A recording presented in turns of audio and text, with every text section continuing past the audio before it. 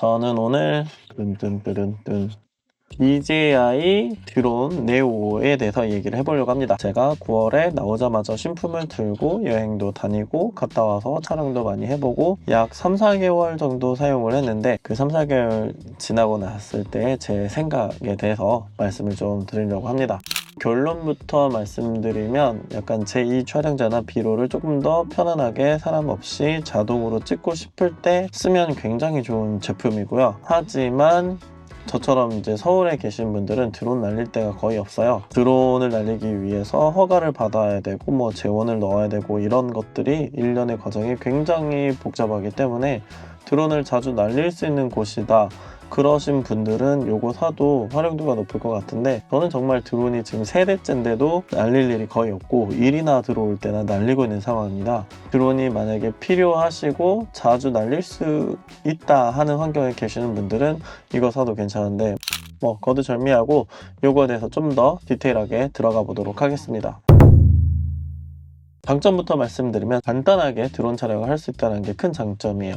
그냥 여러가지 프리셋이 있어서 드론의 무브먼트를 모른다 하더라도 알아서 공장 찍어내듯이 그냥 원클릭으로 촬영을 할 수가 있는 게 굉장히 편한 기능이라고 저는 생각을 합니다. 컨트롤 옵션도 굉장히 좋은 게 일단은 핸드폰으로 컨트롤 할 수가 있어서 무게가 전혀 늘지 않고 여행 갈 때 짐이 최소화되는 장점이 있어서 저는 활용을 했었고요. DJI의 그 드론 리모트 컨트롤러나 특히나 FPV 조이스틱으로 된 리모트 컨트롤러도 이 드론을 조정을 할 수가 있기 때문에 이 컨트롤 옵션이 많다는 게 제가 볼 때는 또 하나의 장점 같고요.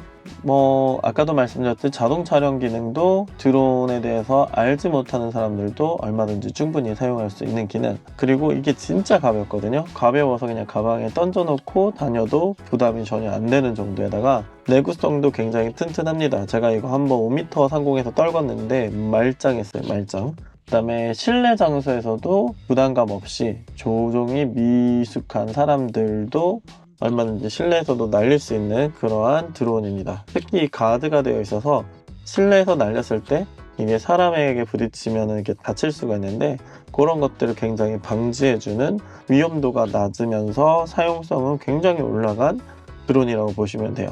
그래서 여행이라든지 유튜브 찍을 때 비롤이라든지 부감샷이라든지 이런 것들 찍을 수 있고, 그나마 서울에서 날리기 쉬운 드론이 얘입니다. 왜냐면 얘는 실내에서 날릴 때에는 요만한 조그만 도름이 훨씬 더 좋기 때문이죠.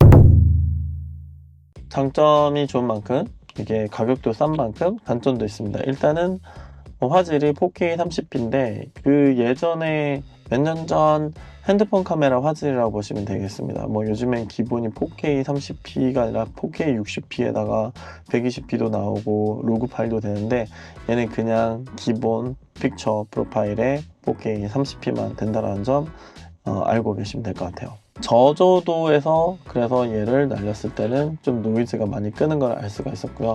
그래서 좀 안타까운 게 실내에서 날리기 참 좋은 세팅인데 저조도에서 노이즈가 있다 보니까 조금 아쉬웠고, 후보정에서 노이즈를 잡아야 되는 그런 단점이 있었습니다.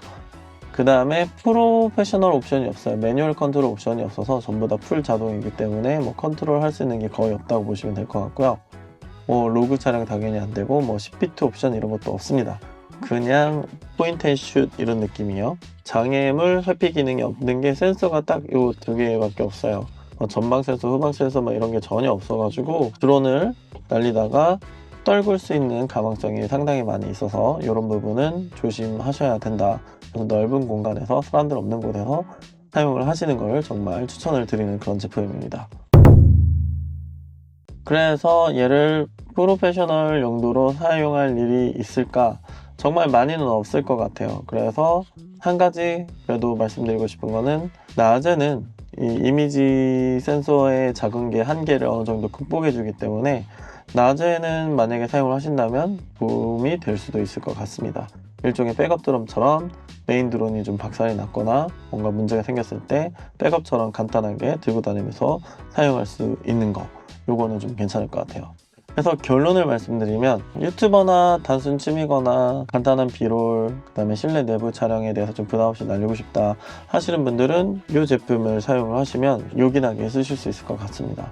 다만 퀄리티는 극상의 퀄리티는 아니기 때문에 퀄리티나 화질에 대해서 민감하신 분들은 구매하는 것을 비추천드려요. 아까도 말씀드렸듯이 서울에서 드론 날릴 일이 많이 없으신 분들은 사놓고 거의 쓰실 일이 거의 없지 않을까 싶습니다. 뭐 여행을 자주 가신다든지 나들이를 자주 가신다든지 하실 때는 뭐 넓은 공원에서 이거를 들고 가서 촬영을 하시면 좋을 것 같긴 한데, 근데 지금 겨울이다 보니까 밖에 좀 안 나갈 것 같죠. 드론이 일단은 서울 수도권 내에서 뭐 산에 올라가서 이거 날리고 싶다는데 허가 다 받아야 됩니다.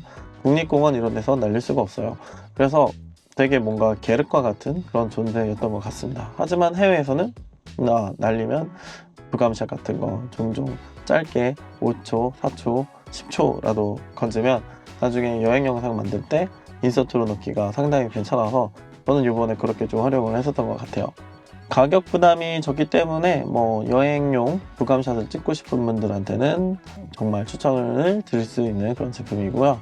드론 입문을 좀 하고 싶다 그러면 이 친구에다가 진짜 제대로 된 드론 조종기를 연결해서 사용을 하는 거를 추천을 드립니다.